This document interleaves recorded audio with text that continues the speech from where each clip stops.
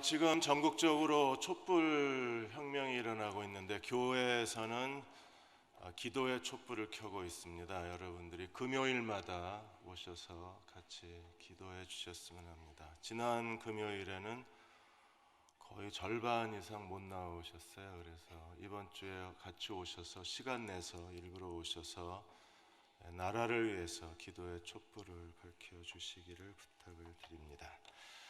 오늘 본문은 요한복음 3장 1절에서 21절 본문을 가지고 거듭남과 감사에 대해서 함께 생각하겠습니다. 영국의 이코노미스트지 전 서울 특파원이었던 다니엘 투터가 한국 신문에 칼럼을 하나 썼습니다. 2012년 한국 대통령 대선 때에 박근혜 후보에게 투표한 사람은 박근혜 대통령에게 한 것이 아니라 아마도 박정희 대통령에게 투표한 것일 수도 있다고 했습니다. 우리는 최초의 여성 대통령을 선택했지만 그러나 두 번째 박정희 대통령이 될 기대감으로 박근혜 대통령을 선출했는지도 모릅니다. 저도 솔직히 그런 마음으로 투표를 했으니까요. 왜냐하면 고 박정희 전 대통령이야말로 한국의 가장 강력한 리더십을 가지신 분이셨기에 그분의 딸이라면 박정희 대통령 시절에 또 다른 한국의 미래를 만들어내지 않을까, 그런 기대감이 있었던 건 사실입니다.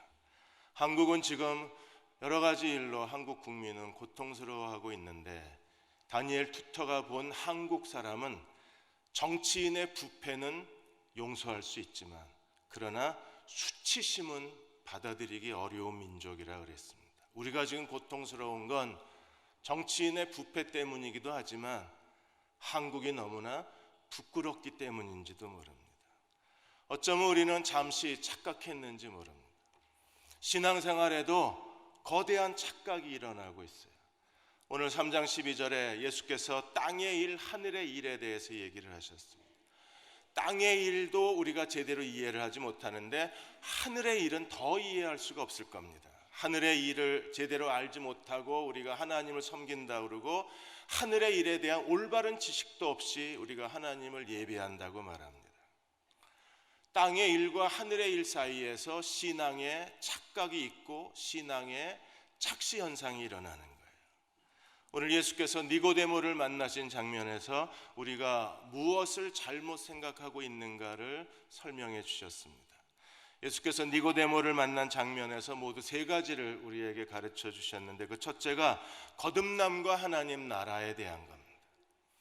하나님 나라에 들어가는 사람은 과연 누군가? 율법, 모세의 율법, 그리고 예수님 당시에 유대주의자들에게 하나님 나라에 들어가는 사람들은 아마 가장 최고의 자격을 갖춘 사람을 선택하라고 그러면 아마 니고데모가 선출이 됐을 겁니다.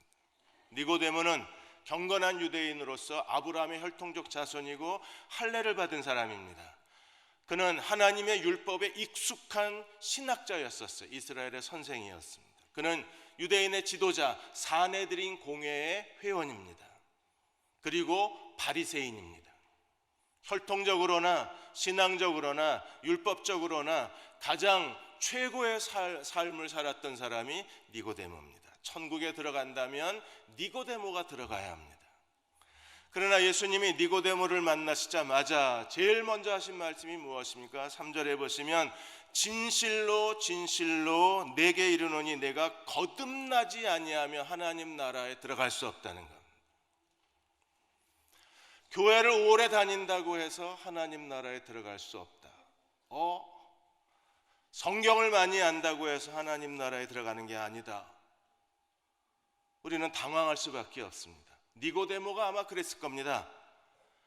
하나님 나라에 들어갈 사람들, 아브라함의 혈통적 자손, 할례 받은 사람이 아니면 누가 들어갈 수 있는가? 그런데 예수님은 거듭나야 하나님 나라를 볼 수 있다고 말합니다. 니고데모는 이해를 하지 못하고 내가 이렇게 늙었는데 어머니 뱃속에 들어갔다가 다시 나와야 됩니까? 육체적 출생의 방식으로 이해를 했습니다.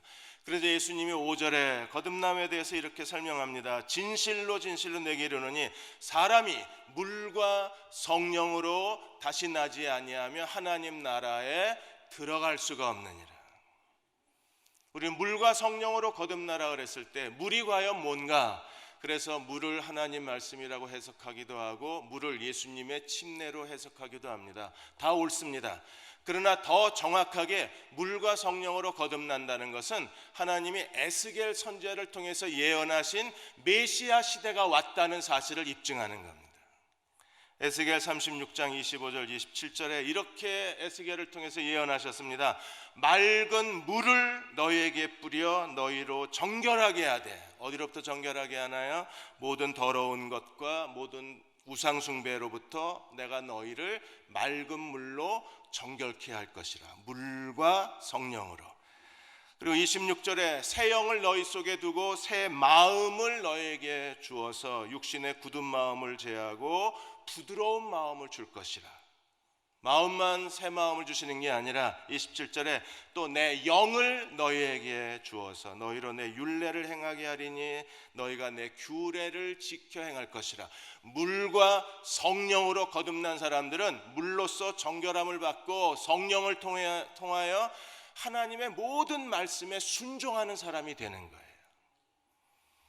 그러므로 메시아 시대가 왔다는 사실을 예수께서 에스겔 선지자의 예언을 통해서 선언하신 겁니다. 바울도 디도서 3장 5절에서 똑같이 에스겔을 통한 메시아 시대의 거듭남에 대해서 얘기를 했습니다. 우리를 구원하시되 우리가 행한 바 의로운 행위로 말미암지 아니하고 오직 긍휼하심을 따라 중생의 씻음과 성령의 새롭게 하심으로 우리를 구원하셨다고 했습니다. 유대인들의 오랜 신앙의 착각을 예수께서 완전히 뒤집어 버리신 거예요. 아브라함의 혈통적 자손, 할례, 율법주의, 전통의 모든 규례들, 그런 것들이 너희를 구원하는 게 아니라 거듭나지 않으면 하나님 나라를 볼 수도 없고 들어갈 수도 없다. 여러분 거듭나셨나요? 거듭난다는 것에 대해서 니고데모는 여전히 이해를 못했어요. 어찌 이런 일이 있을 수 있으리까? 라고 물었을 때 3장 8절에 예수께서 바람에 대해서, 거듭남을 바람으로 비유하셨어요. 왜요? 사람의 육체적 출생은요 10달의 임신기간, 40주의 임신기간이 끝나면 그야말로 진통 속에 아이를 낳잖아요. 미국에서는 그 아이를 낳을 때 남편이 같이 들어가서 같이 애를 낳습니다. 뭐 욕을 해대고 막 멱살을 잡아당기고 머리를 막 잡아당기고, 남자들이 그 아이를 낳을 때 아내에게 순환을 당한다. 고통 속에 아이를 낳잖아요. 그러면 하나님의 자녀로 거듭나는 것은 어떻게 나는 걸까요? 바람이 임의로 불되 어디로부터 오는지 알지 못하는 것처럼 성령으로 태어난 사람은 이와 같다 그랬습니다. 바람은 있는데 확인할 수가 없는 거잖아요. 이걸 불가사의 실존이라고 합니다. 성령으로 태어난 사람들은 불가사의 실존의 사람들이에요. 오늘 우리가 하나님의 자녀로 거듭나는 것은요 바람이 부는 것처럼 너무나 쉽고 자연스럽고, 그리고 우리가 느낄 수가 없는 겁니다. 한 아이가 태어나면 반드시 가족이 있습니다. 한 아이가 태어나면 시민권을 갖게 됩니다. 그래서 2000년도 초반에 한국에서 원정 출산을 많이 갔습니다. 한 해 한 7,000명 정도 갔습니다. 미국에 가서 원정 출산을 하면 그 태어난 아이가 미국 시민권을 갖습니다. 2015년도에 미국의 이민연구센터에 의하면 원정 출산으로 미국에서 아이를 낳고 미국 시민권을 얻은 아이들이 36,000명에서 4만 명가량 됩니다. 한국은 원정 출산이 줄었나? 아닙니다. 지금도 원정 출산 업체에 따르면 한 해 약 4,000명 내지 5,000명이 미국에 가서 애를 낳아요. 25,000불에서 3만 불 정도면 미국에 가서 아이를 낳고 돌아올 수 있어요. 시민권을 왜 얻으려고 그럽니까? 시민권을 얻으면 그 아이는요 미국에서 고등학교까지 무상교육이고 대학도 적은 비용으로 대학을 다닐 수 있고, 그리고 미국 시민권의 여러 가지 사회 제도의 편리함을 얻을 수 있기 때문에 그렇습니다. 무엇보다도 아이가 미국 시민권을 가지면 부모가 미국에 드나드는 게 편하고, 미국에서 아이가 부모를 초청하면 미국에서 제2의 인생을 시작할 수 있는 아메리칸 드림이 성취가 되는 거예요. 여러분, 미국에서 태어나서 미국 시민권만 가져도 사람들이 부러워하는 여러 가지 조건의 혜택이 있습니다. 근데 우리가 하나님께로부터 거듭나서 하나님이 우리의 아버지가 되시고 우리가 하나님 나라의 시민권을 갖는다면 더 영광스럽지 않을까요? 하나님께로부터 태어난 사람들은요, 하나님이 그의 아버지가 되시는 거예요. 그래서 마태복음 5장 26절에 아버지 하나님이 어떻게 자녀를 기르시는가에 대해서 예수께서 말씀하시기를, 공중의 새를 봐라. 공중의 새는요, 심지도 거두지도 창고에 모아들이지도 아니하되 농사를 아예 안 집니다. 이 공중에 나는 새들은요. 그런데도 자기들의 먹을 식량을 저장하지 않아도 누가 이 공중에 나는 새를 키워요? 하나님 너희 아버지가 기르시나니. 여러분, 하나님 아버지가 이 자연 만물의 모든 생물을 하나님이 기르시는 걸 믿으십니까? 근데 주님이 뭐라고 그러셨어요? 너희는 그보다 더 귀하지 아니하냐. 공중에 나는 새도 하나님이 먹이시고 입히신다면 하나님은 하물며 너희일까 보냐, 하나님의 자녀로 거듭난 우리들의 삶을 하나님이 책임져 주지 아니하실까요? 우리가 예배드리고 있는 이 시간에도 지구는 자전을 합니다. 24시간 동안 한 바퀴를 돕니다. 여러분, 지구의 자전 속도가 얼마나 되는 줄 아십니까? 시속 한 200km로 돌까요? 한 400km로 돌까요? 지구의 자전 속도가 시속 1700km입니다. 느낄 수 있나요? 전혀 느낄 수가 없습니다. KTX가 시속 300km로 달려도 덜덜덜덜 거리는데 시속 1700km로 지구, 이 거대한 지구가 도는데 전혀 느낌이 없습니다. 더군다나 지구는요, 1년 동안에 태양을 한 바퀴 돕니다. 태양을 도는 속도는 시속 몇 킬로가 될까요? 자전이 한 1700이니까 공전은 뭐 한 3000km 될까요? 아니요, 10만 8천 킬로미터로 지금 지구가 태양 둘레를 돌고 있습니다. 10만 8천 킬로미터로 24시간을 돌면요, 하루에 258만 킬로미터를 가는 겁니다. 속도 느낄 수 있나요? 전혀 못 느낍니다. 만일에 하나님이 우주를 창조하신 이래 하나님께서 엘리베이터 갑자기 고장나듯이 지구 궤도가 고장이 나서 아야 미안하다, 그리고 하나님이 고장 수리 중 팻말 붙였으면요, 우리 다 죽었습니다. 지구의 자전 속도나 공전 속도가 약간만 기울어도 우리는 다 타 죽거나 다 얼어 죽거나 우리는 이생 사람이 아닌 거예요. 그러나 하나님은요, 그 전능하신 하나님은 우주를 창조하시고 인간을 창조한 이래 단 한 번도, 단 1초도 실수하신 적이 없으신 분이십니다. 그 하나님이 우리의 아버지가 되셔서 우리의 인생을 돌보고 계신다면, 내가 길을 잘못 들어서고 이 길이 아닌가 봐, 그리고 정말 잘못된 선택을 했을지라도 하나님은 우리의 고장난 인생을 바르게 교정해 주실 수 있는 하나님이시고, 우리가 잘못된 선택을 오히려 선으로 바꾸어 주실 수 있는 하나님이십니다. 대한민국이 잘못 가고 있다고 할지라도 우리가 기도의 촛불을 켜고 아버지 하나님께 의뢰한다면 하나님은 대한민국도 다시 고쳐주시고 개혁해 주시고 한 걸음 더 성숙한 나라로 만들어 주실 수 있을 것입니다.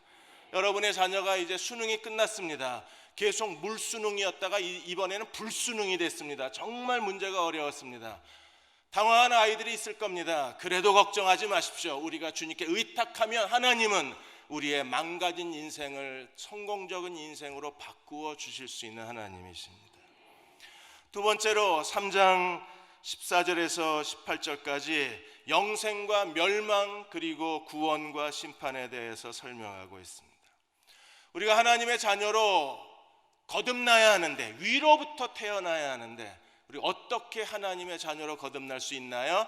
예수 그리스도를 믿음으로 하나님의 자녀로 거듭납니다.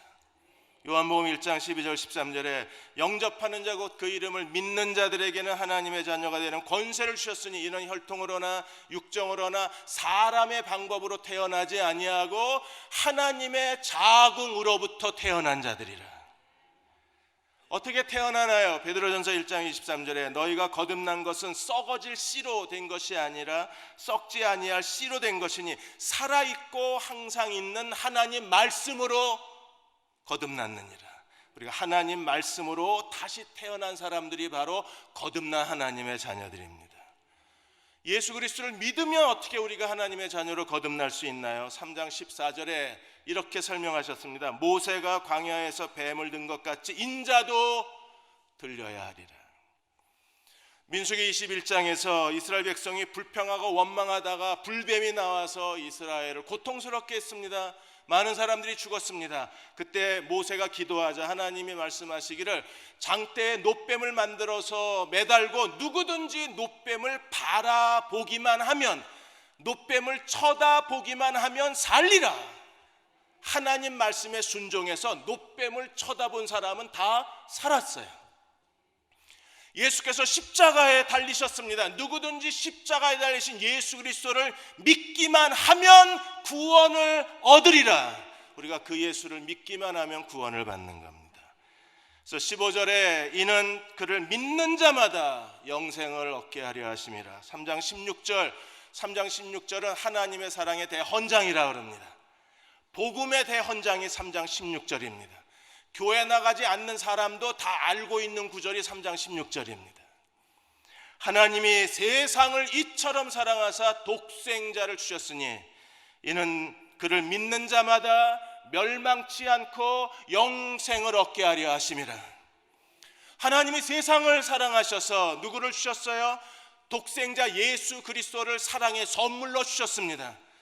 주님은 우리를 위해서 가장 큰 사랑의 선물을 주셨습니다. 어떻게 주셨나요? 십자가에 자기 목숨을 화목제물로 내어주시기까지 우리를 사랑하셔서 누구든지 그리스도를 믿기만 하면 그는 구원을 받고 그의 피로 모든 죄가 씻음을 받고 누구든지 그리스도를 믿기만 하면 구원을 받고 그는 하나님의 자녀로 거듭나게 되는 거예요.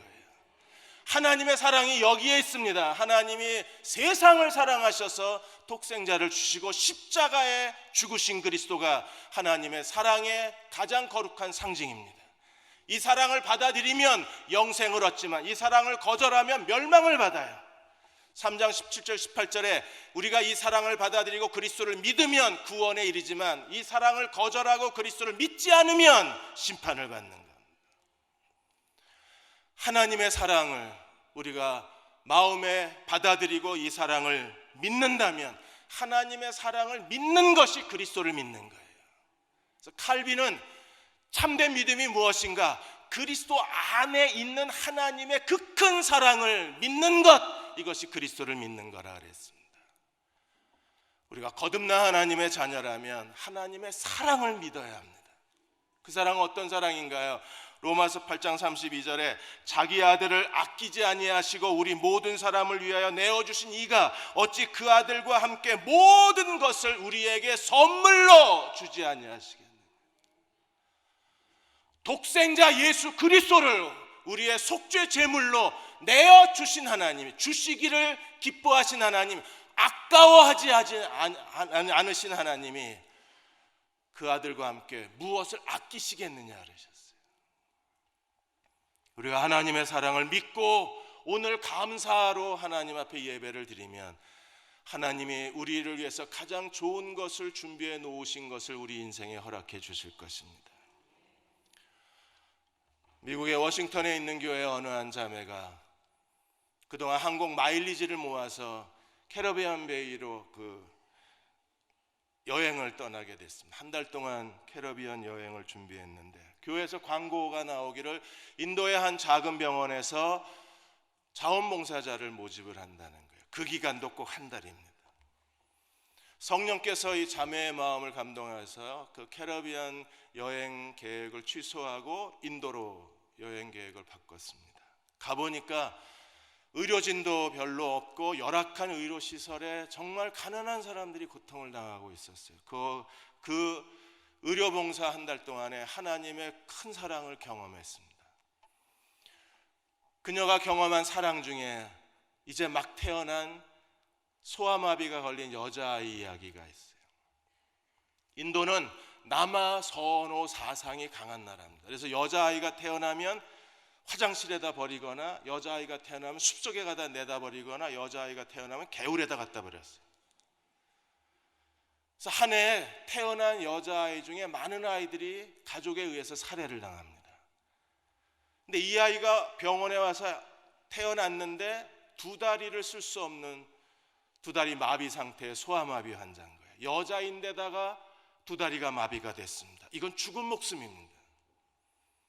그래서 이 자매가 아이가 걱정이 돼서 매일 이 아이의 병실을 들여다보는 거예요. 혹시 밤새 부모가 몰래 아이를 훔쳐다가 죽이지는 않을까 걱정이 돼서 들여다보는 겁니다.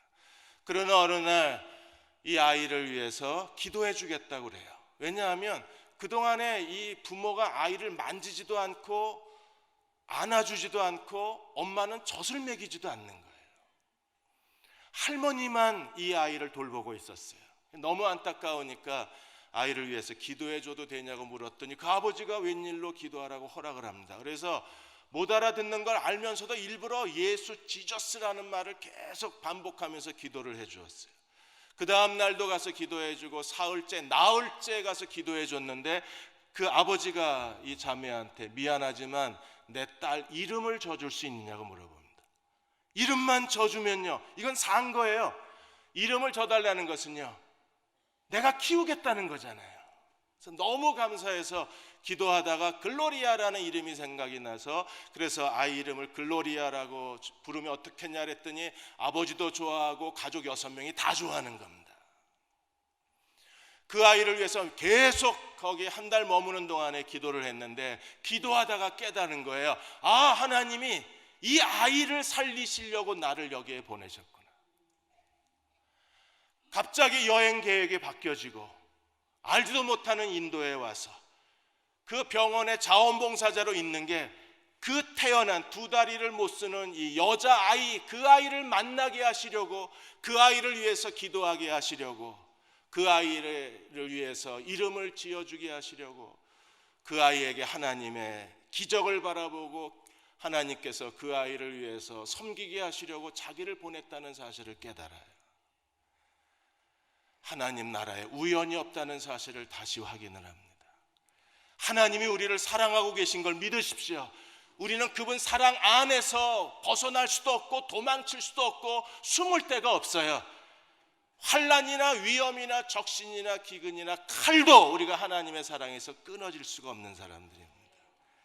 마지막 세 번째 19절에서 21절까지 빛과 어두움에 대한 이야기를 했습니다. 이 세상은 두 부류의 사람밖에 없습니다. 한 번 태어난 사람과 두 번 태어난 사람입니다. 여러분은 한 번 태어난 사람이라면 아직까지 마귀의 자녀입니다. 그러나 두 번 태어난 사람이라면 우리는 하나님의 자녀입니다.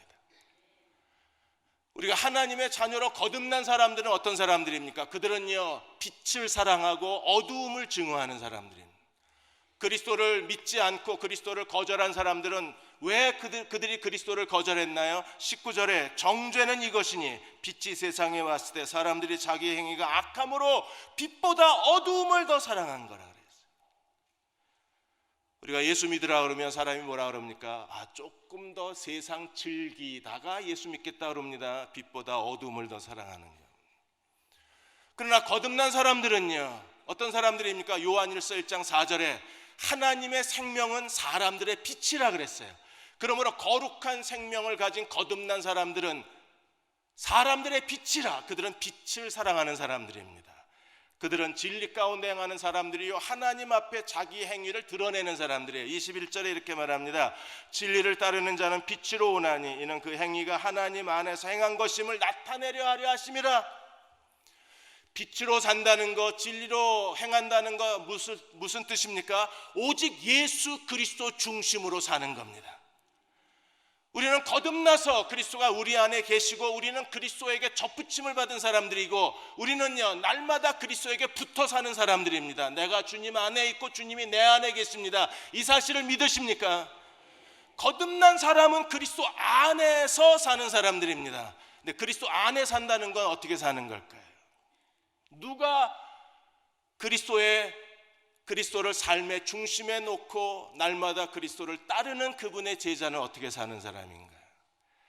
오늘 주보 칼럼에 골로새 3장 15절에 17절까지의 말씀을 넣어드렸습니다.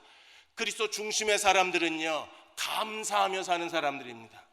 바울은 의도적으로 그리스도의 가장 중요한 세 가지 요소, 그리스도의 평강, 그리스도의 말씀, 그리스도의 이름, 그리스도의 평강과 그리스도의 말씀과 그리스도의 이름에 대해서 우리에게 설명합니다. 이건 영적 생활, 우리의 모든 육신적인 생활, 우리의 인생 전부가 이 그리스도의 삼중적, 그의 평강, 그의 말씀, 그의 이름으로 유지되고 운영되고 하나님께 바쳐지는 거예요.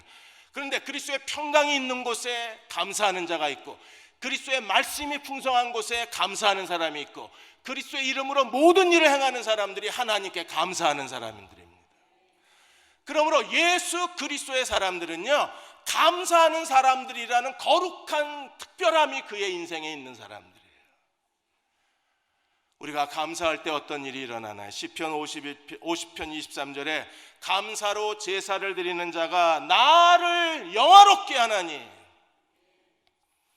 감사는 하나님께 드리는 제사라 그랬어요. 감사로 제사를 드리면 나를 영화롭게 하나니, 그 행위를 옳게 하는 자에게 내가 여호와의 구원을 보여주리라. 요셉의 인생은요, 하나님께서 밑바닥에서 요셉을 애굽의 국무총리로 세우시고 애굽의 7년의 풍년 그리고 7년의 가뭄 속에서 놀랄만한 국가 정책을 통해서 하나님께서 애굽의 미래를 만들어 주시고 그리고 출애굽의 무대를 만들어 내신 사람이 요셉입니다. 요셉의 인생에 세 부류의 조연자들이 있었는데, 이 조연자들은요, 요셉을 정말 억울하게 만든 사람들입니다. 살다 보면 내 인생을 정말 억울하게 만드는 사람들이 있고, 누명을 쓰게 만드는 사람들이 있고, 내 인생을 형편없이 짓밟아버리는 사람들이 있습니다. 그러나 우리가 그러한 사람들을 감사하면 하나님이 하나님의 구원을 보여주리라. 요셉의 첫 번째 사람은 형들입니다. 형들이 요셉을 정말 미워해서 형들이 요셉을 죽이려고 했잖아요. 그러다가 하나님께서 요셉을 건져내셔서 요셉을 이스마엘 장사꾼에 팔았는데, 이스마엘 장사꾼이 요셉을 어디다 팔았습니까? 애굽 땅에. 애굽은 어디예요? 요셉의 인생의 무대가 되는 곳에.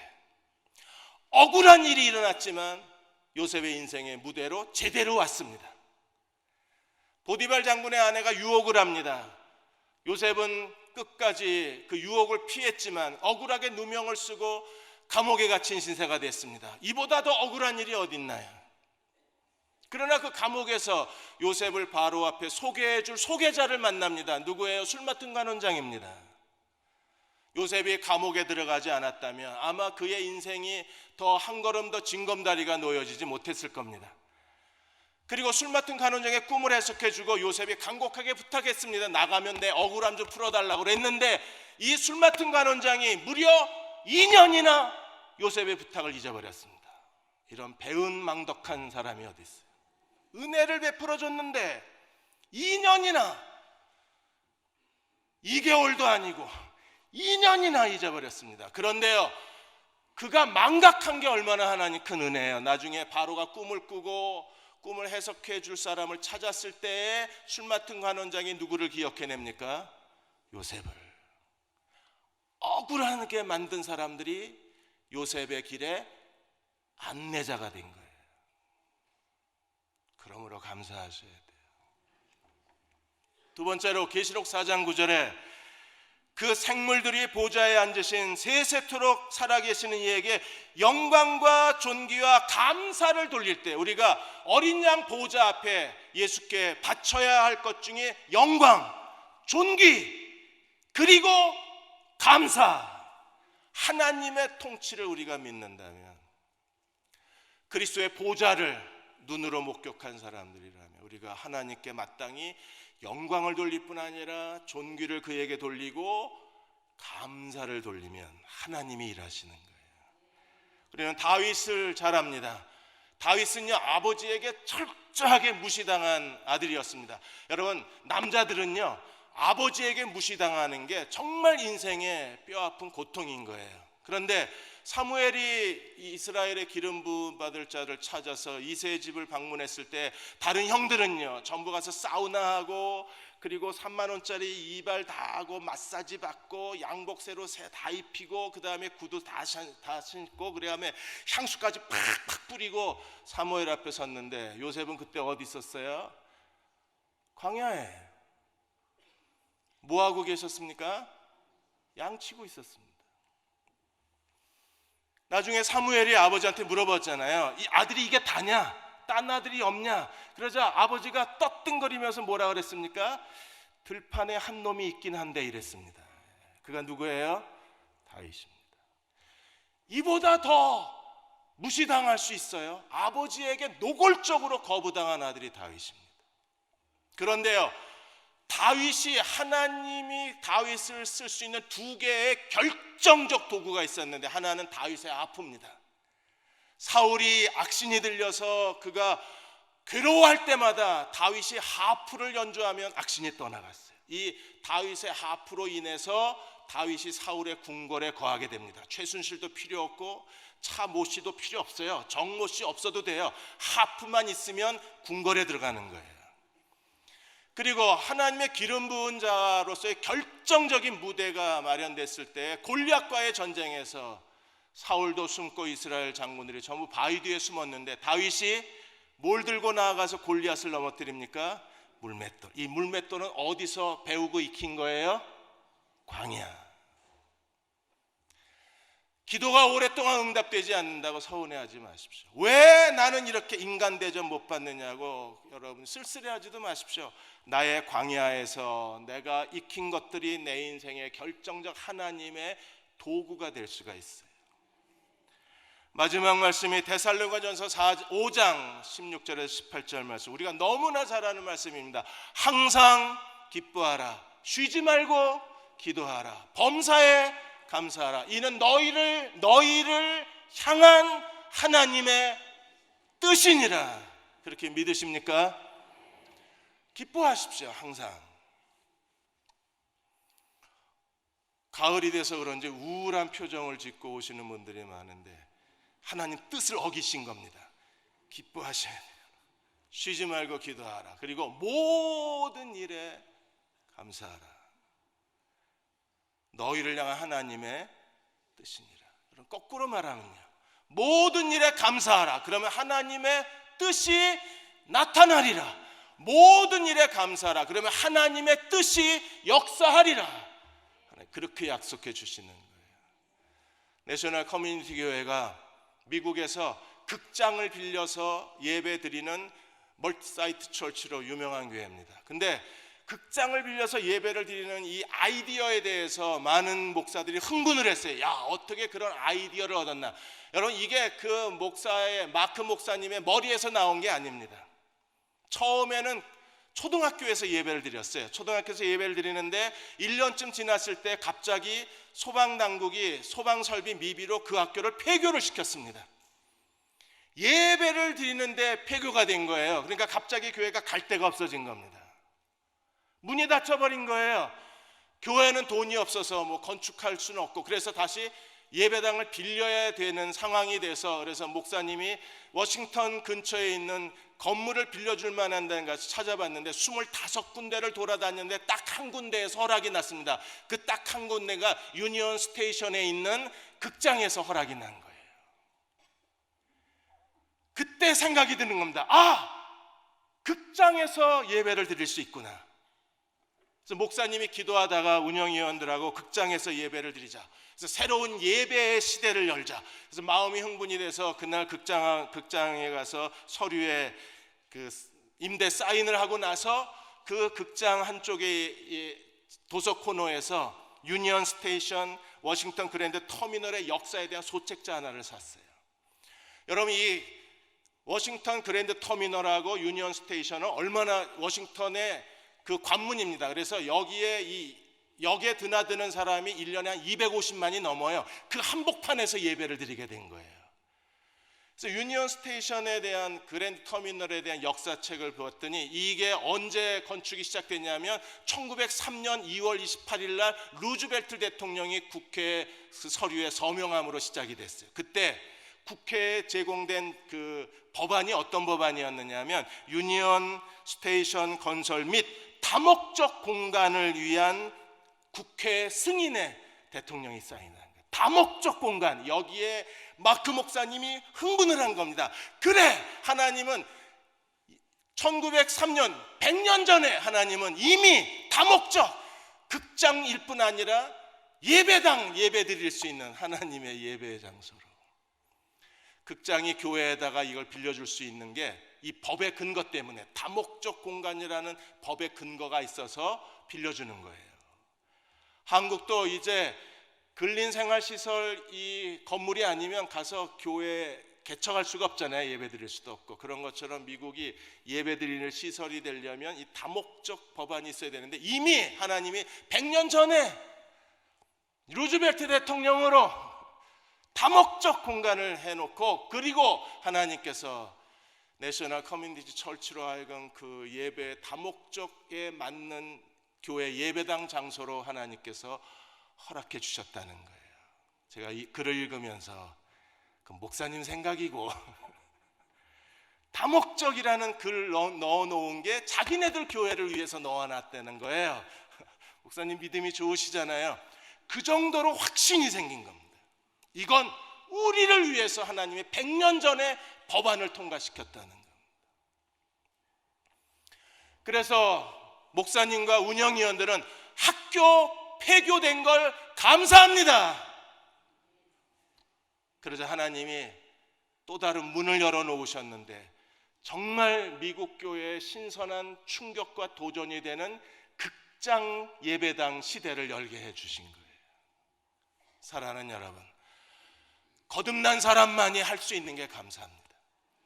하나님 사랑을 믿고 하나님 사랑을 신뢰하는 사람만 안간힘을 쓰고 이를 악물고 하나님께 드릴 수 있는 게 감사의 제물입니다. 우리가 끝까지 감사하면 하나님이 일하기 시작하세요. 하나님의 뜻을 나타내 보여주실 것입니다. 그리고 새로운 길을 우리에게 열어주실 거예요. 그런 감사의 마음으로 살아가는 저와 여러분 되시기를 주의 이름으로 축원합니다. 다 일어나셔서 435장입니다. 나의 갈 길 다가, 나의 영원하신 기업 생명보다 귀하다. 나의 갈 길 다가도록 나와 동행하소서. 1절하고 3절 부르시고 기도하고 축도하겠습니다.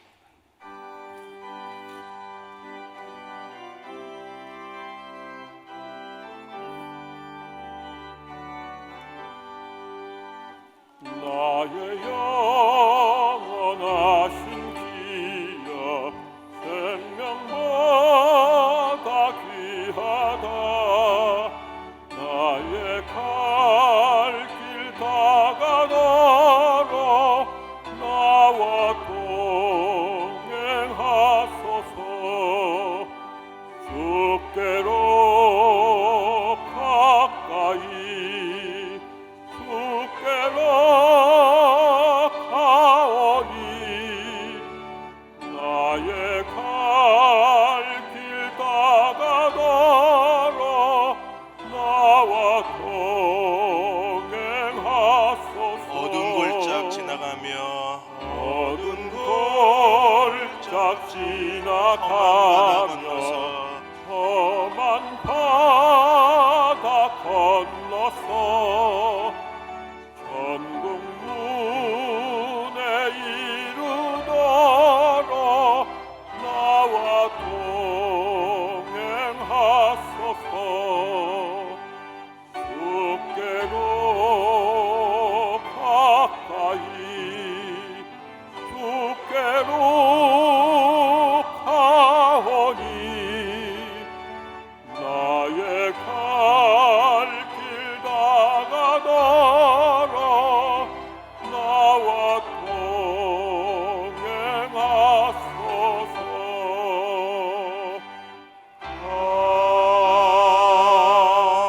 아멘. 저도 여러분께 감사드립니다. 전임 목사님과 목회하는 스타일도 다르고 설교하는 스타일도 다른데 지난 3년간 끝까지 인내해 주신 것에 대해서 감사를 드립니다. 지난 1년 농사 지었습니다. 씨를 뿌리고 가꾸고 이제 결실의 계절이 됐습니다. 우리를 아프게 하는 일들, 슬픈 일들, 후회되는 일들, 고통스러운 일들이 우리에게 있었습니다. 하나님, 이 모든 일들로 인하여 하나님께 감사를 드립니다. 오늘 우리가 감사로 하나님께 바치면 하나님의 뜻이 작동하기 시작할 것입니다. 이 모든 일들을 하나님 감사합니다. 감사로 하나님께 드리면 하나님이 그 영광을 드러내어 주실 것입니다. 정말 힘들었습니다, 하나님. 그러나 하나님 감사합니다. 나의 모든 날들을 주여 받아주옵소서. 우리가 하나님께 드리면 하나님의 기적이 일어나기 시작할 것입니다. 주여 내게 역사하여 주옵소서. 내게 길을 열어 주옵소서. 나의 기도가 응답되게 하여 주옵소서. 내가 이 모든 것을 인하여 하나님 앞에 감사를 드립니다. 나의 감사의 고백을 받아 주옵소서. 이 시간 우리 다 같이 함께 통성으로 같이 기도하겠습니다. 하나님, 저희의 감사하는 마음을 주께서 연락하여 주시기 원합니다. 감사로 하나님 앞에 나아가 하나님을 의지합니다.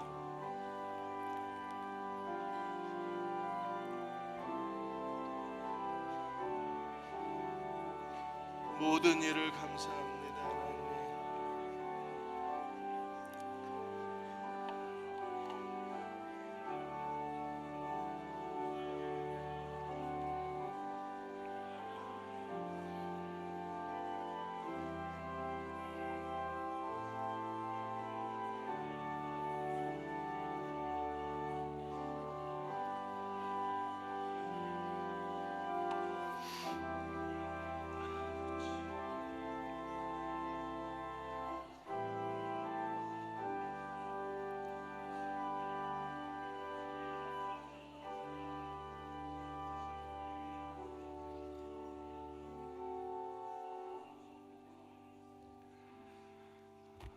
아버지 하나님, 하루하루 참 힘들게 여기까지 왔습니다. 즐겁고 행복한 일도 참 많았지만 드러낼 수도 털어낼 수도 그림자처럼 끈질기게 따라붙는 어려운 일들도 참 많았습니다. 이 모든 것을 인하여 감사드립니다. 감사합니다, 하나님. 하나님은 얼마든지 우리의 불행을 선으로 바꾸어내실 수 있고 우리의 실수를 인생의 기회로 바꾸어내시고 우리의 고통을 하나님의 영광으로 이끌어내실 수 있는 전능하신 하나님, 독생자를 주시기까지 사랑하신 하나님, 나의 아버지이심을 믿습니다. 주여, 우리를 위로하여 주시고 하나님의 사랑으로 덮어주셔서 겸손히 자신의 삶을 하나님의 손에 의탁하게 하여 주시고 하나님이 어떻게 나를 축복하시는가를 믿음으로 지켜볼 수 있는 지혜로운 아들, 딸들이 되게 하여 주옵소서. 지금은 우리를 죄에서 구원하신 우리 주 예수 그리스도의 은혜와 하나님 아버지의 그 크신 사랑하심과 성령의 위로하시고 도우시는 은혜가 오늘 함께 추수감사 예배를 드리고 돌아가는 모든 교우와 가정과 자녀들 위해 우리의 감사의 고백 위에 지금부터 영원히 함께 하시기를 간절히 축원하옵나이다. 아멘.